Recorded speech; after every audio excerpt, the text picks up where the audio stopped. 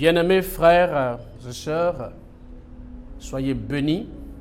Vous qui nous prenez en marche, que Dieu vous bénisse. Que Dieu bénisse ce temps d'écoute que vous prenez avec nous.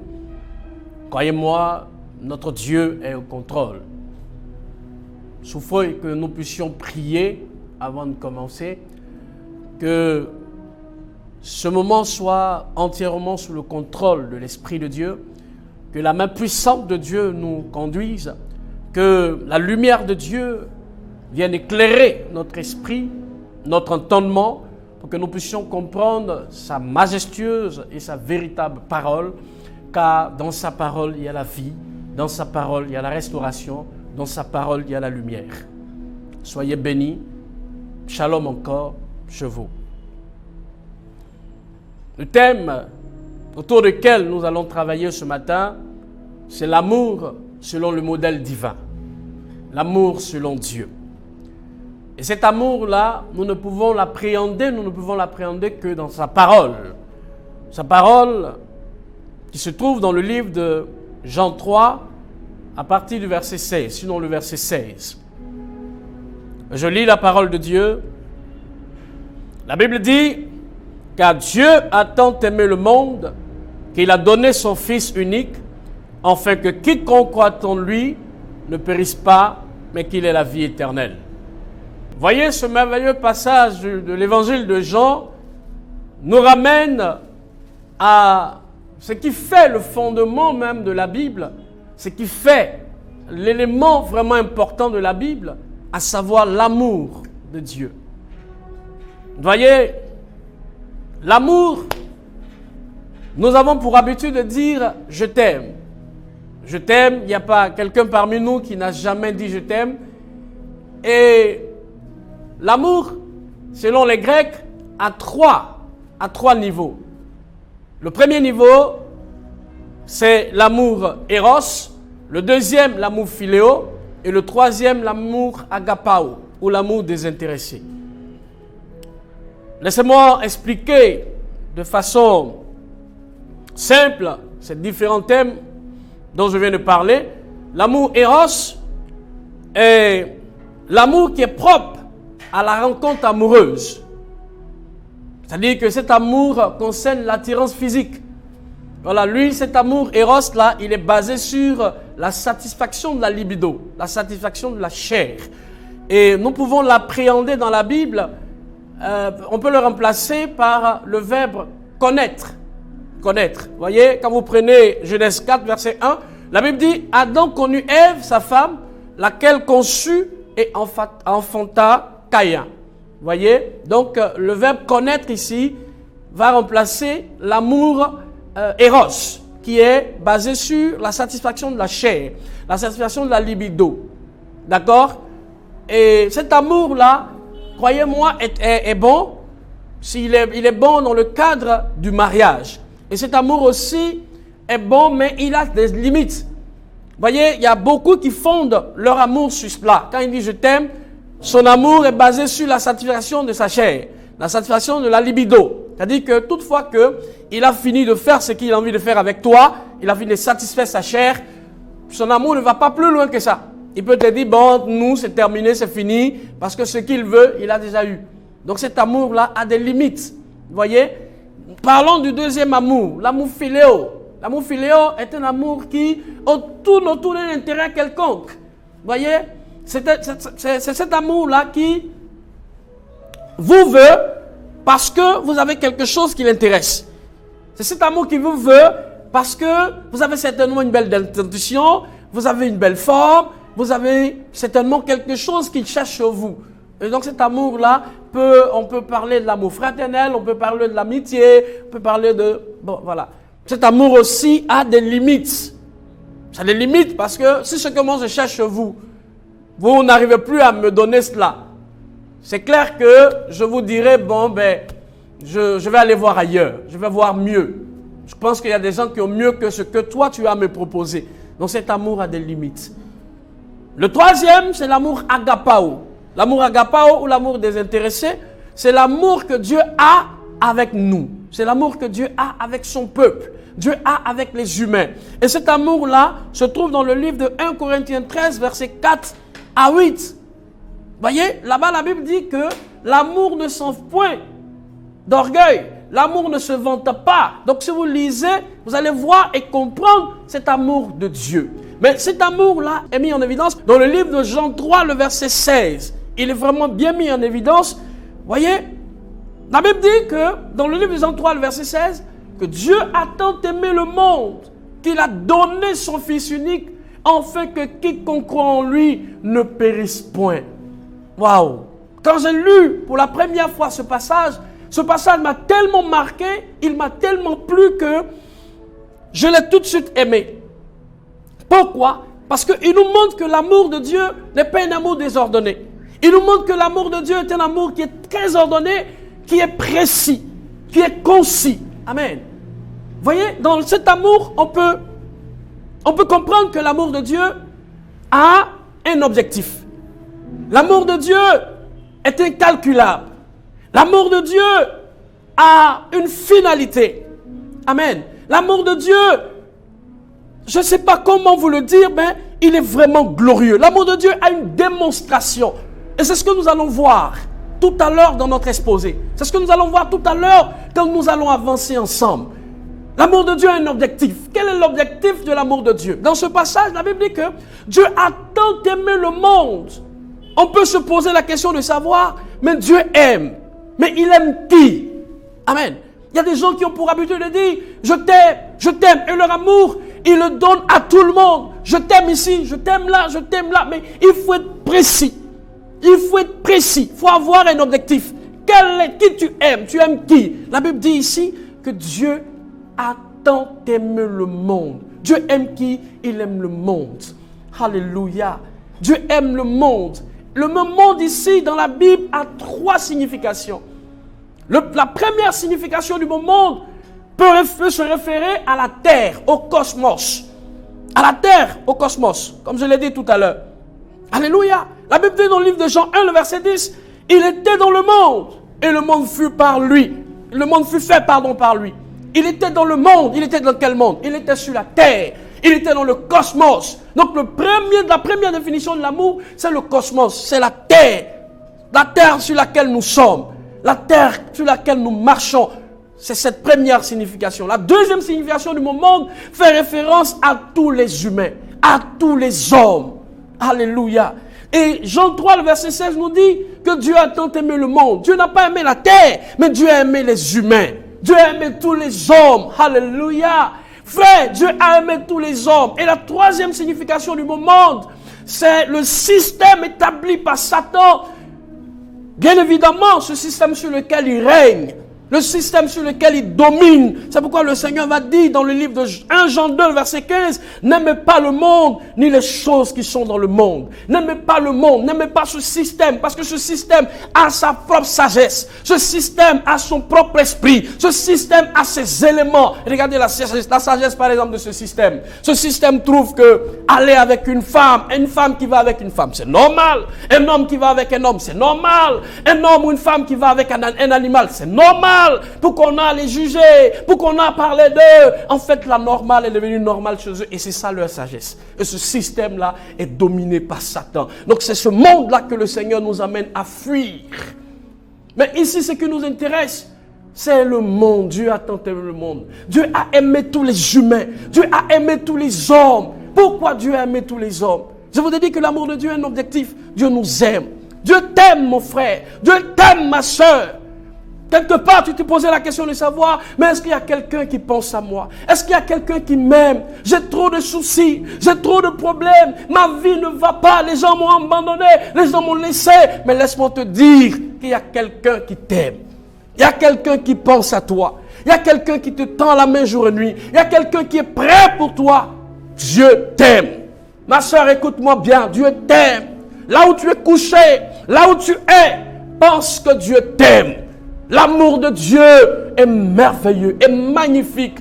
Dieu aime tout le monde. La Bible dit Dieu aime tout le monde. Il t'aime, il ne fait exception de personne. Il ne m'aime pas plus que toi. Il ne t'aime pas aussi plus que moi. Dieu nous aime, nous tous. Alléluia. Oh, c'est magnifique, c'est merveilleux. Vous savez, la première fois quand je suis allé à l'église, le pasteur était en train de prêcher et disait ceci. Toi qui as connu des frustrations, toi qui as connu des difficultés, sache une chose, il y a une personne qui a toujours été avec toi. Et cette personne t'a toujours aimé. Cette personne, c'est Dieu. J'ai dit, waouh, voici un message qui va me donner de l'espoir. Voilà un message qui va me donner de revivre. Et ce message-là, c'est l'amour de Dieu. Bien-aimé, l'amour de Dieu est pour toi. L'amour de Dieu est pour toi. Ne te laisse pas abattre. Ne va pas te mettre quelque part pour te suicider. Non, Dieu t'aime. Mon but ce soir, ici, c'est de t'annoncer que Dieu t'aime. Il ne t'a jamais abandonné. Il ne t'a jamais laissé. Il est toujours là. Regardez, quand Adam et Ève ont désobéi à Dieu, Dieu ne les a pas abandonnés. Dieu les a couverts. Ils ont pris des figues, l'arbre du figuier, des feuilles, du figuier, et ils se sont revêtus avec, ils se sont habillés avec. Mais qu'est-ce que Dieu a fait? Dieu a tué un animal et il a pris la peau de l'animal pour les revêtir. Pour dire que vous avez commis une infraction, mais je ne vous abandonne pas. Je suis là pour vous tendre la main. Je suis là pour vous récupérer. Je suis là, ne pleurez pas. Moi, je suis là pour vous. Alléluia. Donc, l'amour de Dieu a un objectif, frère. L'amour de Dieu, alléluia, est incalculable. L'amour de Dieu, on ne peut pas mesurer l'amour de Dieu. Parce que la Bible dit que Dieu a tant aimé le monde. Bien-aimé, vous savez pourquoi je dis l'amour de Dieu est incalculable? Il est incalculable par l'adverbe de quantité temps. L'adverbe de quantité temps. Dieu a tant aimé le monde. On peut remplacer cet adverbe par un autre mot. Tellement. Alléluia.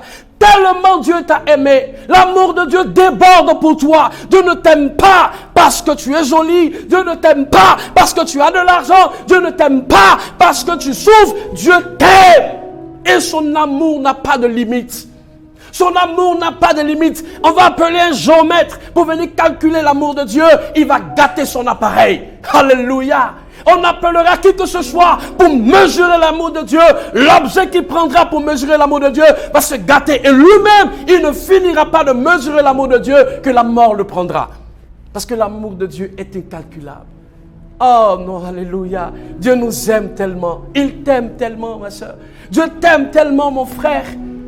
Comprends une chose, Dieu ne t'a jamais laissé tomber. Il t'aime. Même ceux qui commettent des infractions, Dieu est toujours là pour les ramener à l'ordre. Il ne les abandonne pas.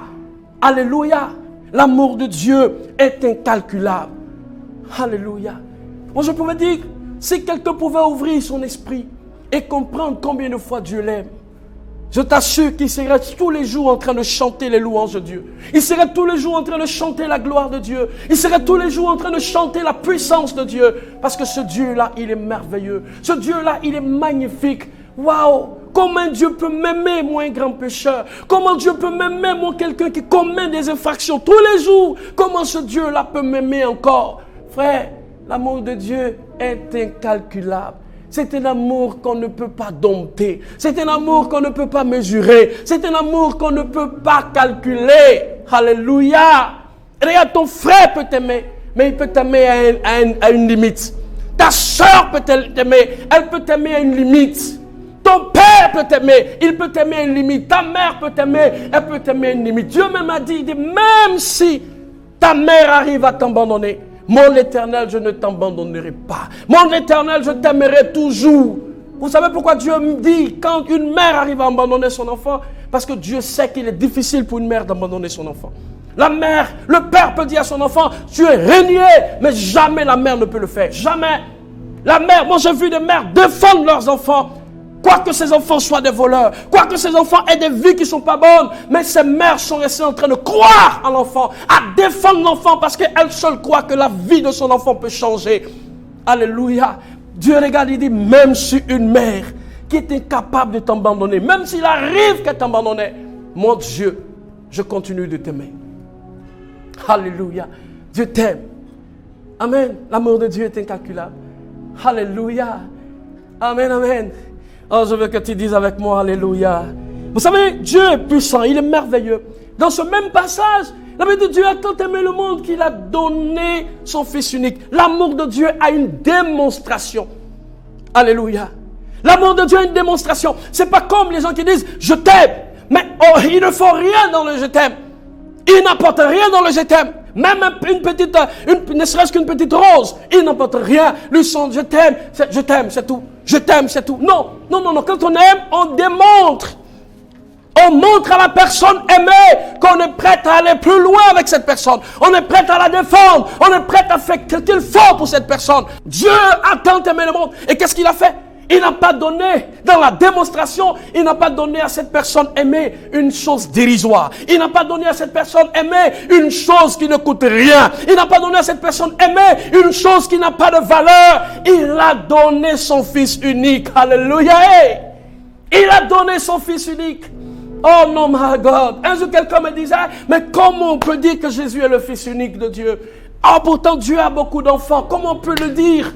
Je lui ai dit, bien-aimé, quand tu commences à fabriquer quelque chose, quand tu veux fabriquer une chose, tu vas commencer d'abord par une pièce. Tu vas vérifier si cette pièce-là répond aux critères, répond à ce que tu as déposé comme critère. Quand cette chose-là répond à ces critères, alors on dit, c'est une pièce unique.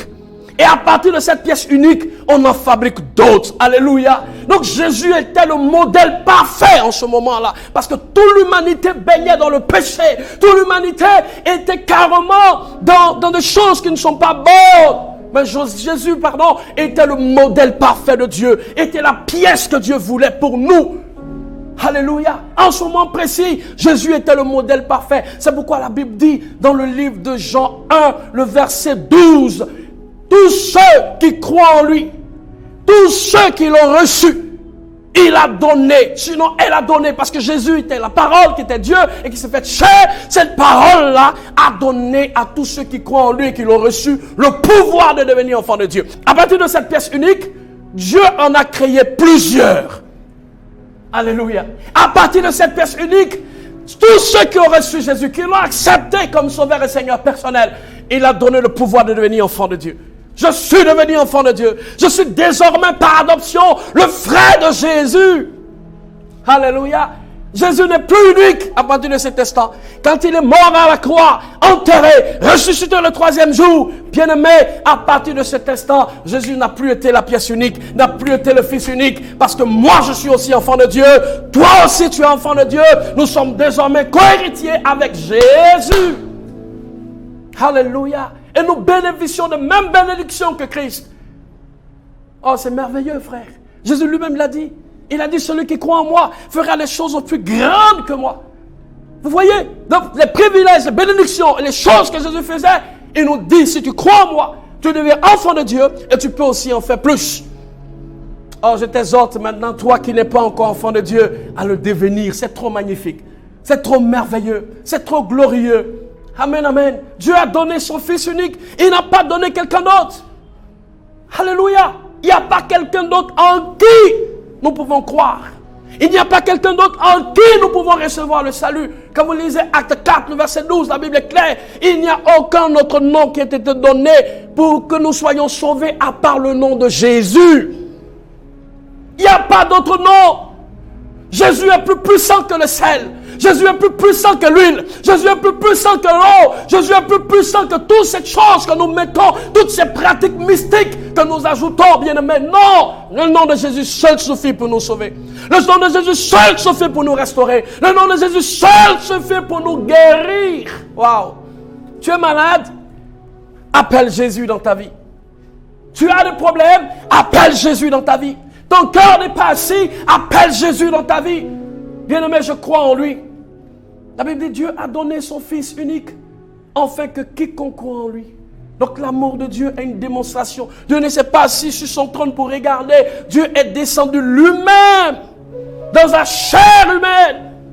Dieu s'est incarné un homme, pour habiter pleinement parmi nous. Je vous invite à lire Jean 1, à partir du verset 1.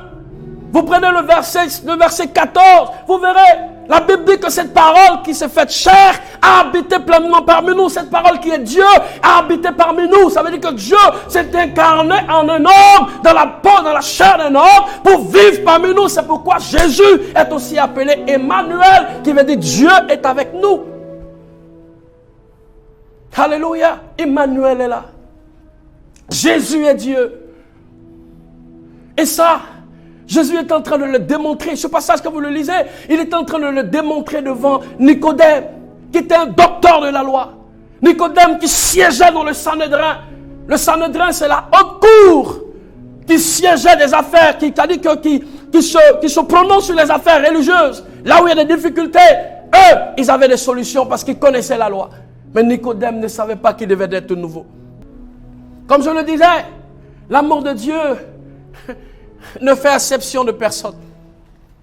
L'amour de Dieu ne fait exception de personne. Il a dit lui-même, Dieu a tant aimé le monde qu'il a donné son Fils unique, afin que quiconque croit en lui. Mais j'ai envie de poser la question à quelqu'un de savoir, le quiconque dont il est question, de qui on parle? Est-ce qu'on parle du pasteur Armand? Est-ce qu'on parle de toi? Est-ce qu'on parle de qui? Bien-aimé, quelqu'un va dire, c'est de moi qu'on parle. Bien-aimé, je vais te dire, le quiconque est mis aussi pour le voleur. Le quiconque est mis aussi pour le menteur. Le quiconque est mis aussi pour l'assassin. Le quiconque est mis aussi pour celui qui croupit sur le poids d'une malédiction, frère. Sœur, c'est aussi pour toi que Christ est mort. C'est aussi pour toi que Dieu a emmené Jésus sur la terre. Arrête de te condamner. Arrête de dire, est-ce que moi qui ai une vie pathétique, est-ce que moi qui ai une vie dangereuse, est-ce que je peux aussi hériter le royaume des cieux? Oui, tu peux hériter le royaume des cieux. Oui, tu peux être sauvé. Jésus même l'a dit qu'il n'est pas venu pour ceux qui sont bien portants, mais il est venu pour les malades. Il est venu pour toi. Ma soeur, ta situation, je vais te dire, peut être changée. Dieu peut changer ton histoire. Mon frère, Dieu peut changer ton histoire. Dieu peut changer ton histoire. Ne dis pas que c'est fini pour toi. Alléluia. Même les parias de la société peuvent être sauvés. Mais souvenez-vous de Saul de Tarse dans la Bible. Un homme qui avait tout pouvoir. Le pouvoir de détruire. Quand j'ai dit tout pouvoir, je mets ça en griffe. Parce qu'il n'est pas omnipotent comme Dieu. Mais il avait le pouvoir de détruire. Et on lui donnait même des lettres pour aller chasser les enfants de Dieu. Les chercher là où ils sont, les faire sortir, les emprisonner et même les mettre à mort. Saul de Tarse se réjouissait de ça. Il était content. Mais sur le chemin de Damas, il a croisé le véritable. Sur le chemin de Damas, il a croisé le roi des rois. Il a croisé le roi de gloire. Il a croisé Jésus de Nazareth. Il a croisé mon sauveur. La Bible dit qu'à cet instant-là, la vie de Saul de Tarse a été changée. Saul de Tarse, baptisé plus tard, Paul, l'apôtre Paul, son histoire a changé. Et il le dit lui-même. Paul dit, ce n'est pas pour m'enorgueillir, mais je crois que j'ai travaillé plus que tous. Alléluia. Je crois que j'ai travaillé plus que tous. Bien-aimé, tu peux devenir un élément essentiel et important dans la main de Dieu. C'est peut-être même le zèle que tu as d'entrer chez les gens pour parler. Peut-être que ce zèle-là est important dans la maison de Dieu. Dieu va saisir ce zèle afin que tu sois un puissant évangéliste. Alléluia. Le zèle que tu as pour te bagarrer, pour aller te bagarrer, Dieu peut saisir ce zèle-là pour que tu sois un puissant démonologue. Alléluia. Ta place est importante dans la maison de Dieu. Tout le monde est important chez Dieu.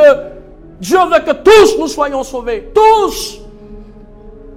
Afin que quiconque croit en lui. Bien-aimé, tu peux aussi être sauvé. Toi, le féticheur qui m'entend, tu peux être aussi sauvé. Toi, le méchant qui m'attend, tu peux être aussi sauvé. Le salut est là pour toi aussi. Et donc l'amour de Dieu, alléluia, ne fait exception de personne. Et finalement, l'amour de Dieu a une finalité. L'amour de Dieu a une finalité. Alléluia. Quelle est la finalité de l'amour de Dieu? Afin que qui croit en lui ne périsse pas, mais qu'il ait la vie éternelle. Waouh! Cette finalité-là me plaît tellement. Parce que nous étions en train de périr. Je vous ai dit depuis le péché originel. La Bible dit que le salaire du péché, c'est la mort. Et tous nous étions condamnés à aller en enfer. Nous tous étions condamnés à périr. Mais par l'action de Jésus à la croix, celui qui croit en lui est totalement sauvé du feu de la géhenne. Est totalement sauvé du danger qui le guettait. Il est sauvé du danger et jeté dans le royaume des cieux. Regardez, la Bible dit la vie éternelle. La vie éternelle qui nous était impossible dans le jardin d'Éden. Parce que quand Adam et Ève ont été chassés du jardin, la Bible dit que Dieu a mis un chérubin protecteur pour protéger la vie éternelle, l'arbre de la vie éternelle. Cette arbre qui nous était défendue dans le jardin d'Éden, cette arbre-là nous est désormais permise avec Jésus. Nous avons la vie éternelle. Tu as la vie éternelle si tu achètes Jésus. Accepte-le, frère. Accepte-le, ma soeur. Accepte-le, car tu as la vie éternelle. Si tu as Jésus, tu as la vie éternelle. Bien-aimé, tu es béni là où tu es. Amen. Donc vous voyez l'amour de Dieu. Regardez comment l'amour de Dieu est magnifique. Regardez comment c'est glorieux, frère. Dieu, son amour est ordonné. Ce n'est pas les amours désordonnés, frère. Jésus a été envoyé pour toi. Jésus a été envoyé pour que tu sois sauvé. Bien-aimé, je prie pour ton cœur. Je prie pour que Jésus soit effectif dans ta vie. Je prie pour que Jésus prenne la place qui lui revient dans ta vie. Seigneur, voici tes enfants devant toi. Voici tes enfants qui sont là, Seigneur. Ils ont besoin de toi. Ils ont soif de toi. Ils ont soif de ta présence dans leur vie. Prends place, Seigneur. Prends la place dans la vie de celui qui pense que c'est fini pour lui. Prends la place dans la vie de celui qui pense que rien n'est possible encore dans sa vie, Seigneur. Je t'en supplie, Père. Sois l'alpha et l'oméga de leur vie. Conduis-les, Seigneur. Conduis tes enfants, Père. S'il y a quelqu'un qui croupit encore sur le poids de la malédiction, je déclare que la malédiction est vaincue au nom de Jésus. Elle est détruite au nom puissant de Jésus-Christ. Bien-aimé, frère, reçois la présence de Dieu. Reçois Christ dans ton cœur. Reçois-le, car c'est lui seul qui est capable de te sauver. Que la main de Dieu soit sur toi. Que la main de Dieu soit sur ta famille. Que la main de Dieu soit dans ta maison. Que la main de Dieu soit dans ton travail. Que la main de Dieu soit sur tes affaires au nom de Jésus-Christ. Sois béni. Amen.